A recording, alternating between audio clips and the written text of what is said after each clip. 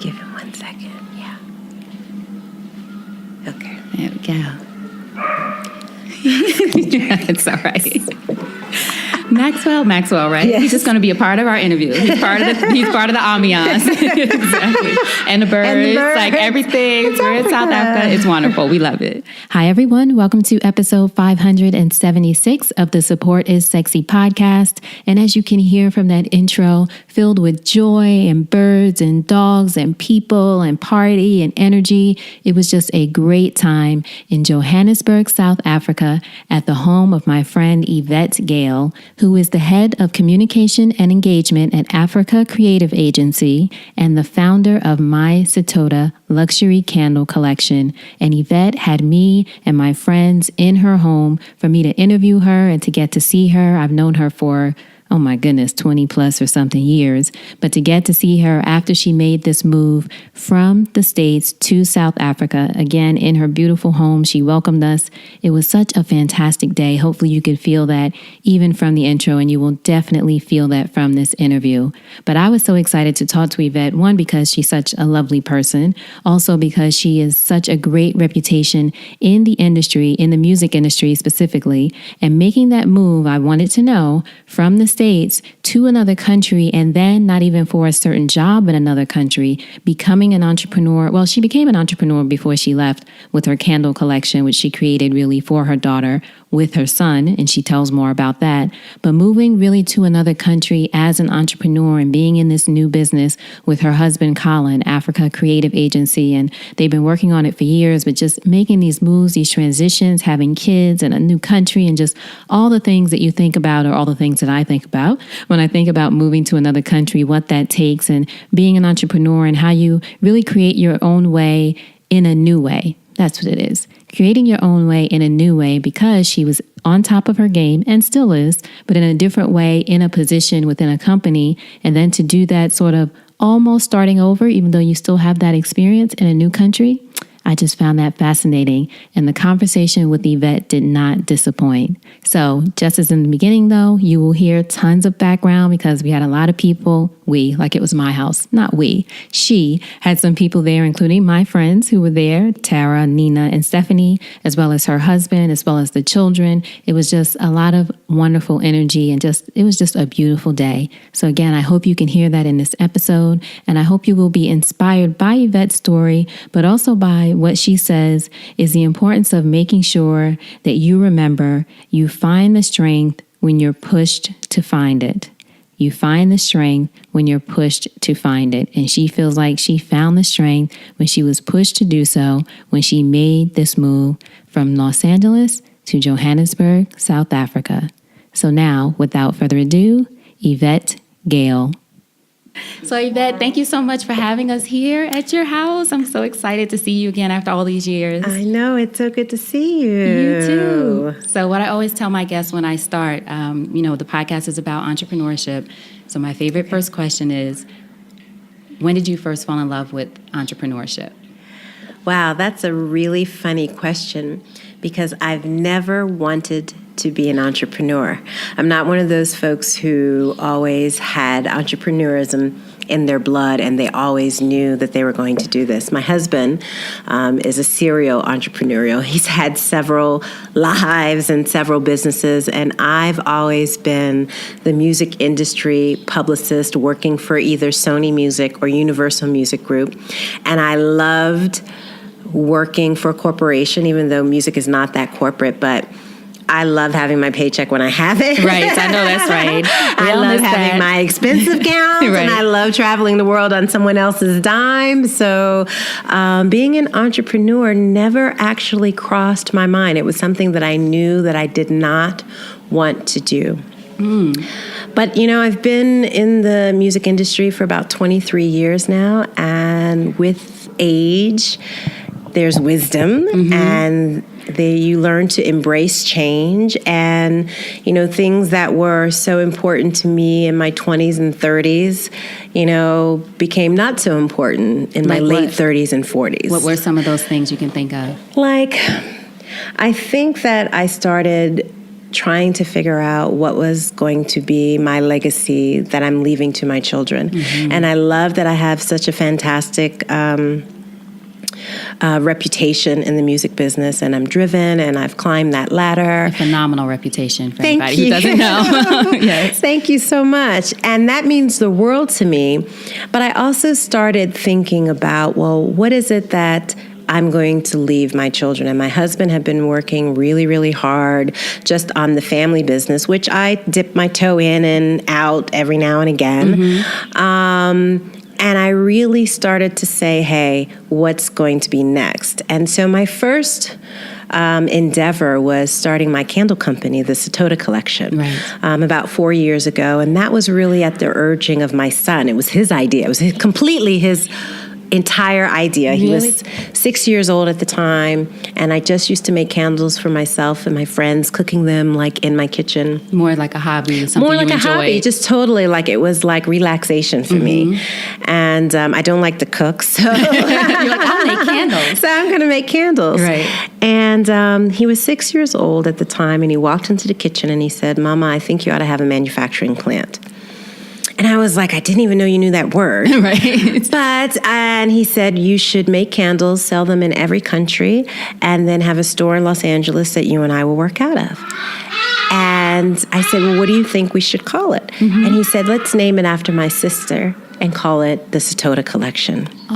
So that's really where my first business got launched, and it was a labor of love, just embracing my family. My daughter is adopted from Ethiopia, and so this was our way of saying, welcome, we love you, this is our family.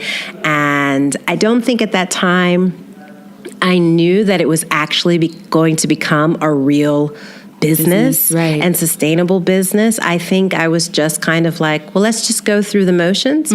And I met with packaging advisors, and I met with wax manufacturers, and I took a class on chemistry, and I did all of these things, and I really did it to prove to my son that we could think out of the box and do something, or that mommy can do something that's not her everyday in the box profession and job. Right. And within a year, I was selling in the U.S., in the UK, in Nigeria. Believe it or not, it just all kind of came together, like really amazing. And how amazing for him to see that an idea that he suggested to you, or that he was a part of that in suggesting it to you, and then mommy, took it and ran with it. Yeah. To this day, he's like, where's my cut? How many have you sold this day? And it was a labor of love, because I started out making and pouring them myself. And it was like, it was just my go-to thing to relax.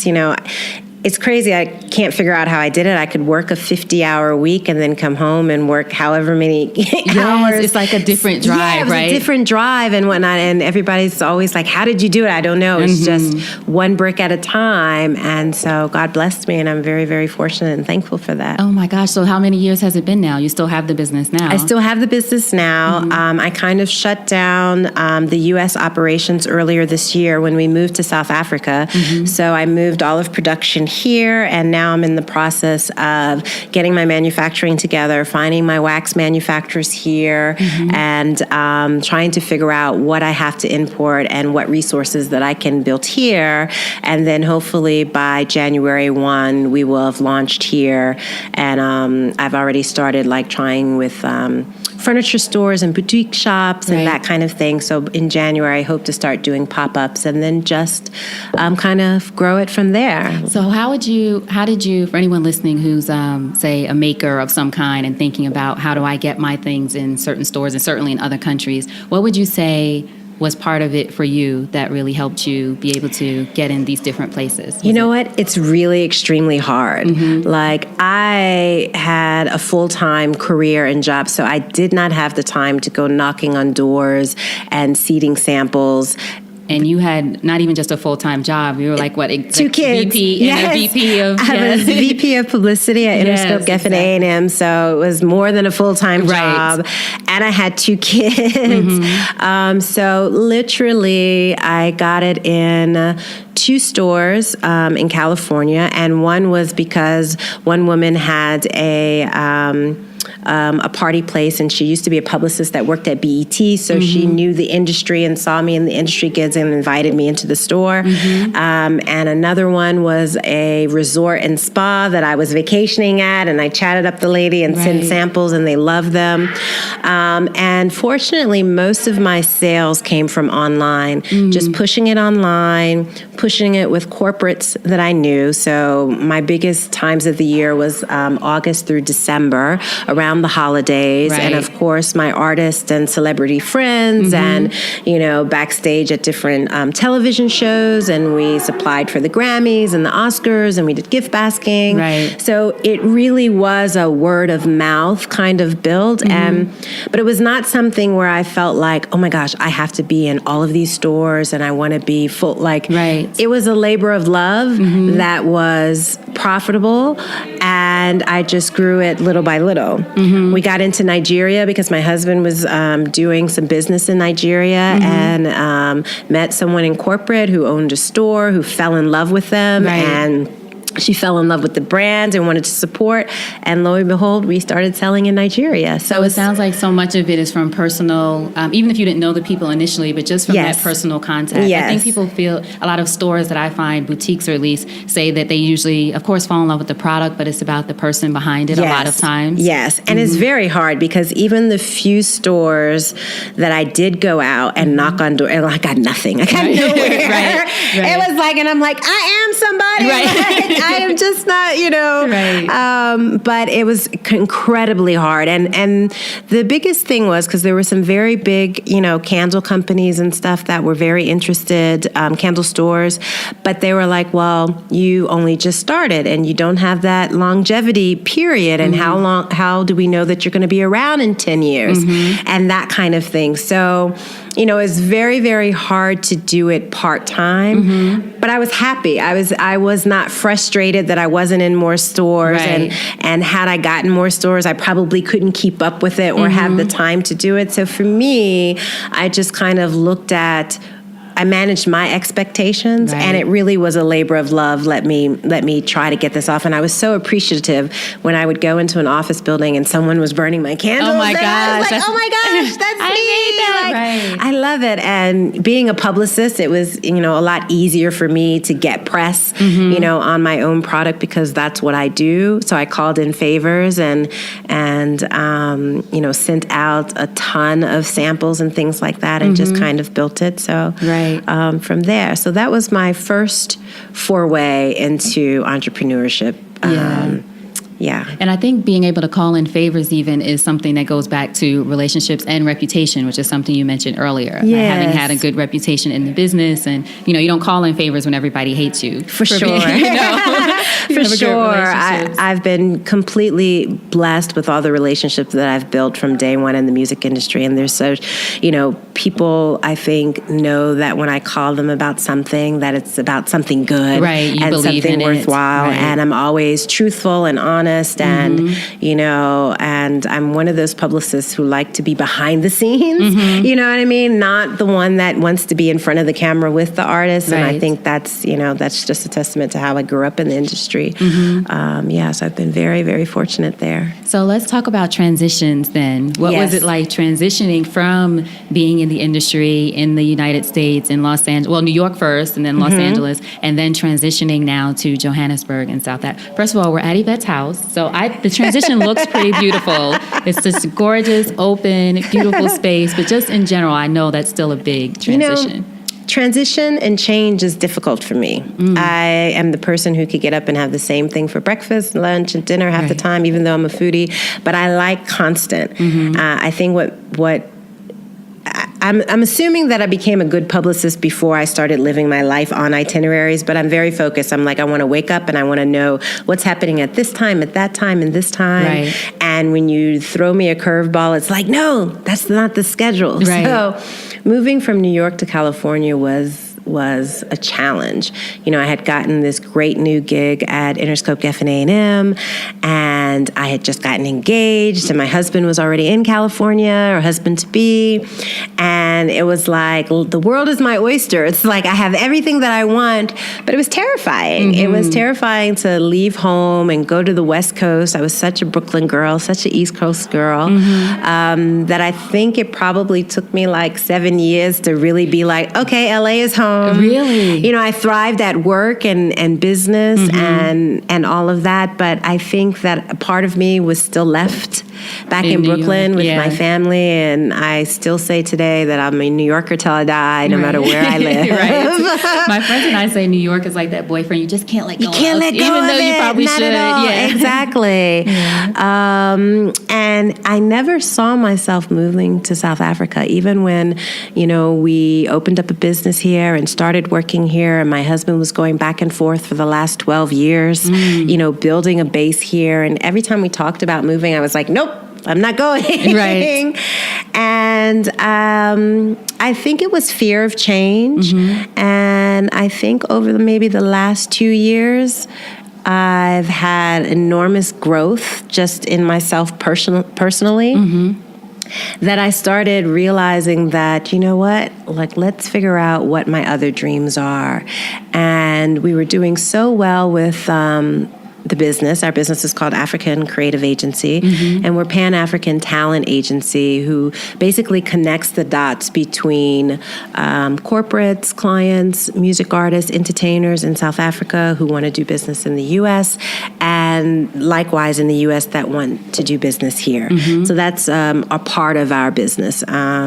We also do marketing and branding, but we're really connecting the dots, and now we've branched off into music management. We have several artists signed to UMG South Africa here, and we look for things that may have a global footprint, things that may grow outside of South Africa across to the other 53 countries, and then that might be exportable to Europe or the US. So that's kind of what our main core business. And the business has just been growing and growing and growing over the last 2 years, that I started to get excited about the possibilities and opening my mind a little bit to say, hey, maybe it is time, which was very difficult. To make that move. It's very difficult to make that move, right. But I'm so excited, and I think that I started looking at my kids wanted to move, my husband wanted to move. I was the only one saying, no. Right. I was going to ask you about that. How did your kids feel about the move? Yeah, my kids, they were so excited.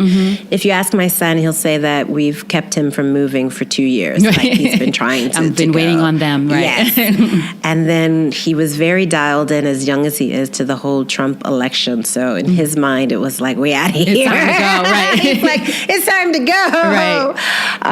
Right. So I kind of looked at it as how many times do we get the opportunity to move to another country with our kids and show them another space, let alone travel, but to move in and just plant yourself in another culture and learn from that. And my kids, they came every year. They loved it here. They had friends here. And I asked my son, he was 9 at the time, I was like, why do you want to move? And he was like, I like meeting new people. I like experiencing new places and new culture. Like, he gave such a grown-up answer that I was like... And those are all the things I would think you worry about as a mom. Like, he's going to be having to meet new people and make new friends. And and he's blowing my mind right now. Like, I've never taking him to concerts or to tours. And last night, Nasty C had a tour in Johannesburg, and my son worked the merch booth. What? He worked the merch booth. Your son is so evolved. He's like, you're like, who are you? I was so impressed. And then he even went outside the gates and was selling to people, trying to bring them into the show. And he ended up being the top earner of all the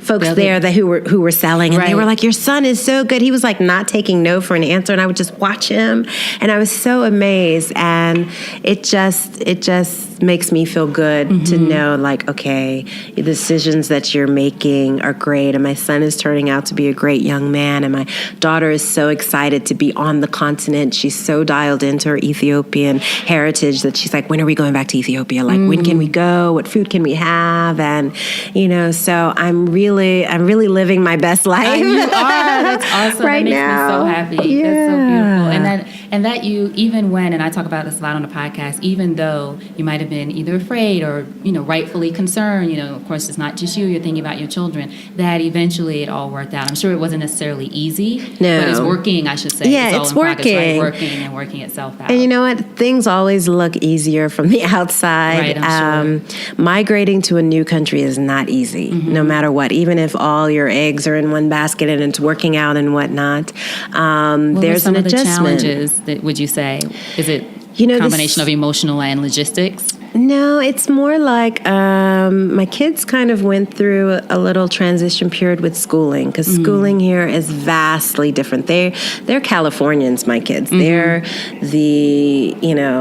sometimes I call it the deer in the headlight, but it's the, social, emotional, well-rounded schooling system that we have that works so good. Like, they're not, here's the British system, so it's sit in your seat and understand what I'm telling you and take your notes and really don't ask questions. And, you know what I mean? So that's completely different than California. And, my son in his school, there was max 14 kids with 2 teachers. And here, the norm is 26 kids and 1 teacher. Right. So that was very difficult because he had never not had a one-on-one relationship. And then I think just personality-wise and culture-wise, it's not as warm and fuzzy in school like it was in California. You, especially to be yourself as much as none of that. And so that was a change. And so my son ended up changing schools after 6 months, and so he's at a new school. So that's just some of the differences and challenges that you face. It's also, there's a lot. There's just a lot to learn and a lot to navigate. And my biggest challenge is understanding the dialects. Even when people are speaking English to me, it's like I'm deathly afraid. Right. Certain, people would call me on the phone. I'd send out a press release and I'd get calls from media. And I wouldn't be able to understand what they're saying. Even if it's English, because it's the dialect and over the phone. So I stopped answering the phone. Oh my gosh.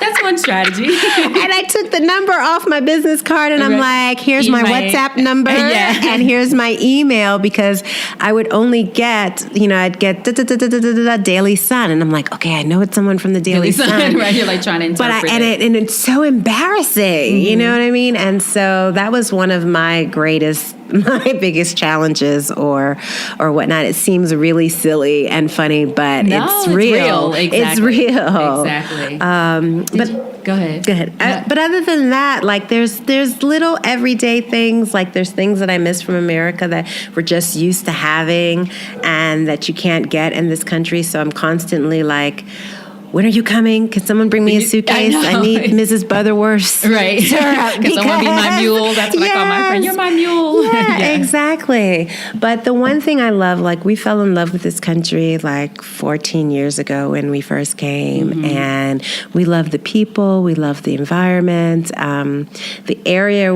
that we live in is safe and comfortable, and I feel good. And that was probably my biggest concern about moving, to Johannesburg, or moving in general, not knowing someplace. Obviously, I moved to LA and didn't know it, but it's nothing like moving to another country and not understanding the dynamics and having to learn the safety protocols, about driving and how not to have your purse like in the car or have it on the floor or have it in the boot, or to know that smash and grabs that happen at the traffic light are real.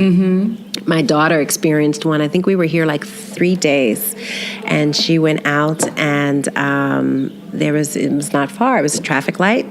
Guy came up, smashed the the window and grabbed the woman's purse and ran off. And so the it was woman like was in the yelling. back seat or something? It was maybe? in the car. I don't know if it was on the seat. Probably Right. wasn't on the seat. It was probably on the floor, but I think it was an elderly lady. But it happens. So Right. I think the first thing you have to do is when you move to a new country, you've got to start understanding what to do, what not to do, where to go. Right. And some things are really simple. Like, in the States, we're all walking around on our cell phone. Right. Everybody. Like this, like this, like this. And I went out with one of my artists and we were doing a photo shoot in the CBD. And I was on the phone, like working, Right. like doing whatever. And one of the guys was like circling me. One of the guys in our team was like circling, and I could see out of the corner of my eye, he's circling me. What is he doing? And finally he came up to me, he was like, put your phone away. They will grab it and run. I was like, what? He was like, are you kidding me? Put it away. He's probably And like, I've been circling you. He's been You have to- circling, protecting me. And, you had so many fans that were out because we had the artists on the street shooting a campaign and Right. whatnot. And it just never dawned on me that somebody might just run up and grab my phone. like, we don't worry about that. And Right. he's like, no, this is very real. Like, so there's a lot you have to be open and be perceptive, but also ask questions and get people to tell you like really What's the real deal? how to roll. Right. Because I stick out like a sore thumb, especially when I open my mouth. Right. Maybe not until I open my mouth. So but. how do you deal with that? Because I know, with us having been in Cape Town, now in Johannesburg, one of the first things people, quote unquote, warn you about is the crime. And it's like, it's a beautiful country. There's so much to see. But the crime part of it is real, which of course we all know there's crime everywhere. Right. It's just very different here. Right. So how do you manage that in your day to day? Because you have to go out and work and drive or be driven and do things. I think, I haven't mastered the driving yet, so I have a driver, Right. which is great because he goes with me everywhere. And so most of my information that I get and what to do, what not to do is him, and I feel very safe with him. And, I went out and I met some ladies at a restaurant a couple of weeks ago, and we were just having drinks and whatnot, and I came out of the restaurant to tell him, just go home, I'll catch an Uber or I'll do whatever. Right. And when I came out of the restaurant, he was standing right at the front door, and I was like, no, you can leave. He's like, I'm not leaving you. Right. And I'm He's like, I don't want that responsibility. And I was like, it's fine. There's no problem. We were at a gorgeous little eatery, like Right. outdoors and something. He was like, there was an armed robbery right here, like 10 minutes ago, like right next to our car. Like the woman pulled in, somebody pulled in, then, I think it's very scary and traumatizing. And I think like anywhere, you have to know where to go and where to be and what time to be at. So like if we're out at night and we're driving home, people are like, don't stop at the red light. I'm like, what do you mean you don't stop? Do not stop at the red light. Right. Because people hide in the bushes and come out and do all kinds of stuff. And when I first was moving here, I was terrified. I was like, no way. Like, how are we going to get around and live our lives? And when you come here and you go to the different communities and you'll see that most houses have electric Yes, wires. I noticed that. And just looking at that freaks you out. I was like, I don't want to wake up every day and look at these wires. And so it was a thing with my husband and I for a while because I was like, well, we're not moving to Cape Town. I'm not moving. I'm very happy right here. We can continue doing what we're doing, but I'm not really trying to be terrified like that. And now 7 months later, I feel much safer going out and about because of the things people tell me how to protect myself. But then we also chose an area to live in that's a gated community. So all of your electrical whatever are on the perimeters, and the complex is very safe and it's beautiful. And I don't feel like I'm in the city. There's lakes and ponds and hiking trails, and it's really like a utopia. Exactly, right. You can live in a bubble. Exactly, right. And so I was really excited when we found here, and I was like, okay, I can come and I can do this and adjust. But the crime is real, and you just have to really pay attention. And fortunately, my husband's been coming for so long; he knows Joburg like the back of his hand, and so I'm doing okay with it. Okay, yes. Now, what about business? Growing your business or businesses, but you're focusing on African Creative Agency. African Creative Agency here. How has it been for you? Well, as you said, your husband's been going back and forth for a while, but just even establishing yourself here in your own right, in the business and as EVP of Publicity and Communications, right, for the business. Yes, yeah. How has it been for you, even establishing yourself now here? Does it feel like starting over or just kind of jumping in? It feels like jumping in. It doesn't necessarily feel like starting over because so much of what I'm doing on a day-to-day basis is the same thing I was doing for Universal Music Group on a day-to-day basis. Fortunately, we represent 4 artists that are signed to Universal Music South Africa.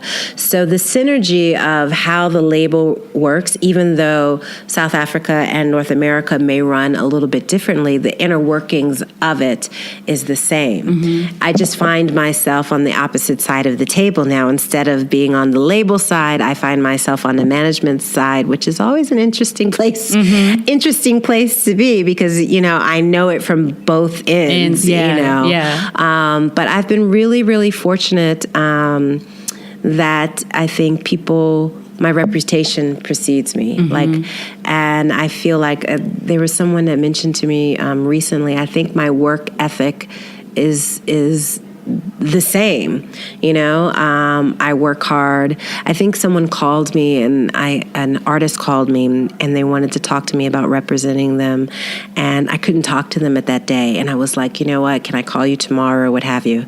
And then maybe tomorrow came and it was crazy again. I think I was on the road and I didn't. So I sent an email like, I really apologize. I didn't get back to you and blah, blah, blah, blah, blah. And they were like, you Americans, you're so efficient. Right. Like nobody in South Africa would have called me back. They just would have been busy. Right. But I was like, you know what? I take pride in how I interact with people, whether they're my client or not my client. And I think that I've had people truly embrace me and really look forward to maybe gaining some knowledge from my expertise in the music business. So I've definitely have had that.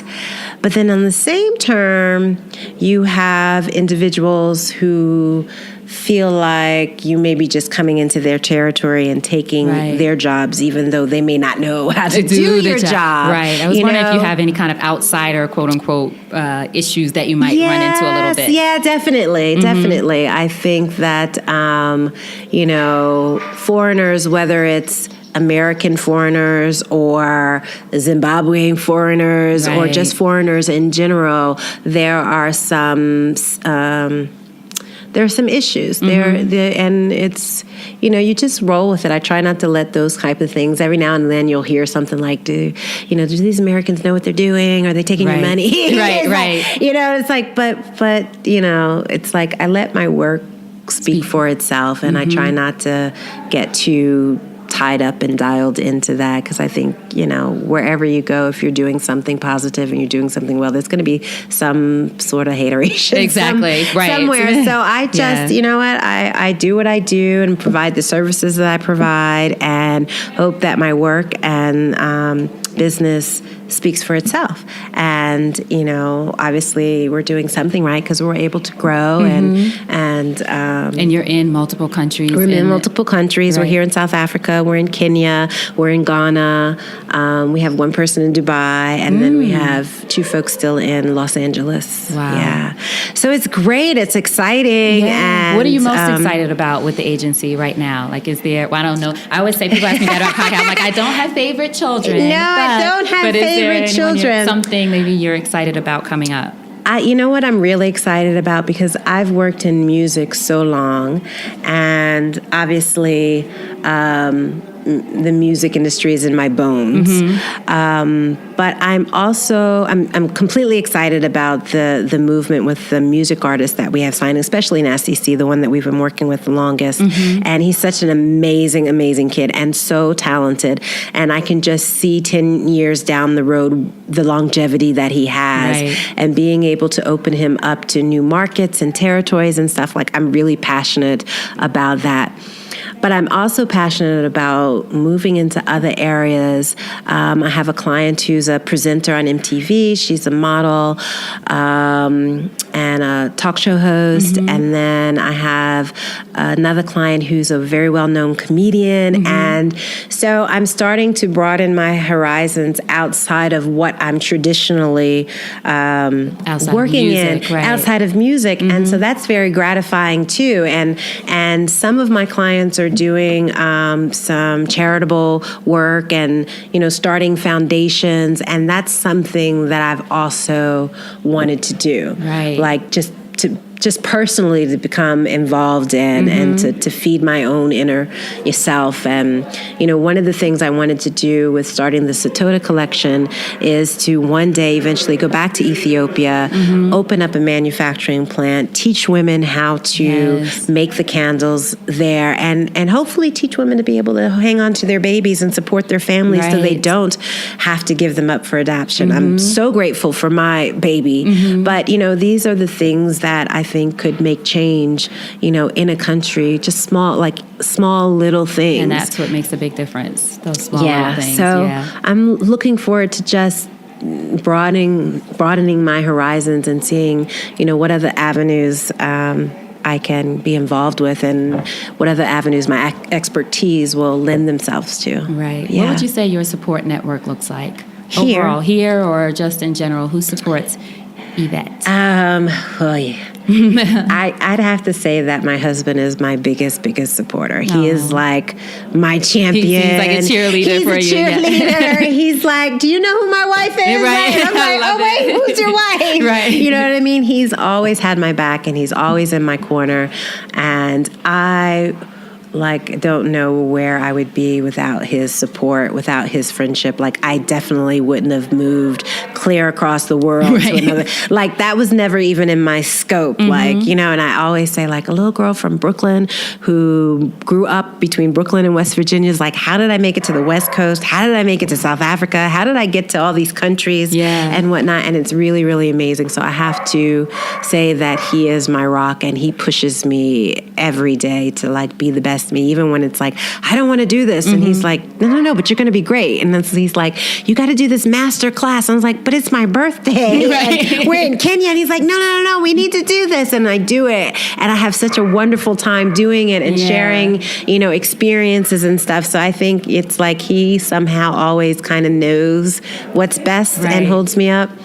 And I just have to say, my girls back in Brooklyn and my girls back in LA, they hold me down. They call, they write, well, they don't write, but they email, we WhatsApp, or they write, they WhatsApp, and, they'll call and they say, every time I call you, you're working. You were supposed to move to South Africa to step off the treadmill, spend more time with you. I was like, I'm going to do yoga on the beach, and I'm going to take After Pilates. I go to this artist meeting. Exactly, and they're like, you're not relaxing. It just sounds like you're in LA, moving 100 miles an hour. So they keep me grounded and they remind me that I have to take time for myself. So I meditate and I try to do that on a daily basis, although the last week and a half I haven't. But I try to start doing things that are for me. And now that I have time to develop my own schedule and I can say, no, I'm not taking that meeting at 10 o'clock because I'm going to Pilates. You know what I mean? Exactly. Reschedule it. I have, I find that so empowering that I can make that decision and try to carve myself up to make sure I spend time with the kids and make sure I get them out to meet kids so that they have friends and, make time for myself to just have private time. And then I've met some really good girlfriends here too and friends that I've had here before we came just from traveling. So I make sure that I spend some time with them too. So I'm not as always good as I pretend to be, but it's I'm constantly working on myself so that I become better at in those areas. And then you have people around you who help hold you accountable. Yes, exactly. Yeah, exactly, for sure, for sure. So what would you say entrepreneurship has taught you about yourself as a woman? You know what? It has really taught me that I can do anything that I set my mind to.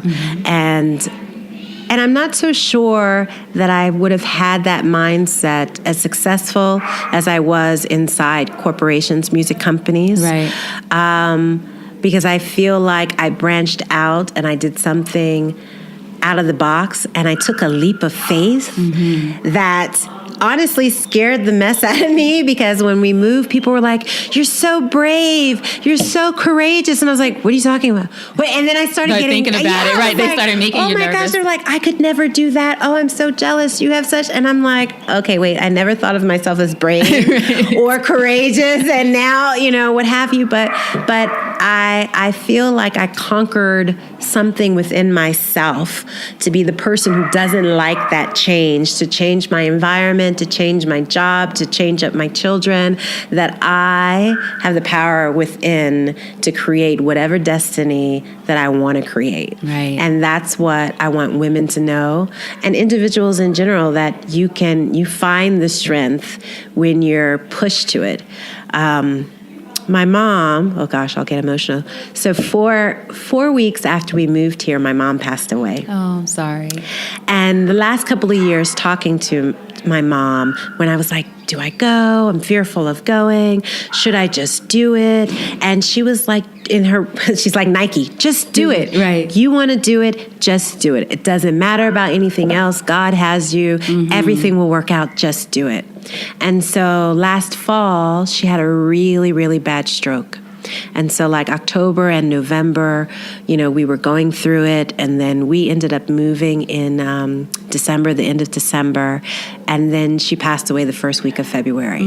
But the only solace I find in all of that is she was waiting for me to just do it. My mother was so strong. She was an amazing woman, and she did what she wanted to do when she wanted to do it. Right. And if she didn't want to do it, Yvonne would be like, I don't want to do it. I'm not doing it. And so I felt like that, I put that foot forward, and I did what she told me to do, what she told me I could do, and I did it. So I was very thankful and feel very blessed for that. Yeah. She was waiting for you. I know. I'm getting this too. Oh my gosh, that's so beautiful. It's amazing how, well, you'll know as a parent, just the things that we do to hold on for our children, and do just so many things. And like you said, she wanted to see you complete that. Yes. So she held on to that. It's beautiful. Yeah. So in closing then, if you think over your life and career, and you had the chance to thank only one person whose support was critical to you personally or professionally, who would that be, and what would you say?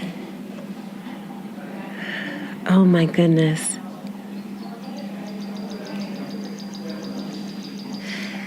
Wow. So I don't know if I can mention just one. Oh my gosh, that's so hard and difficult.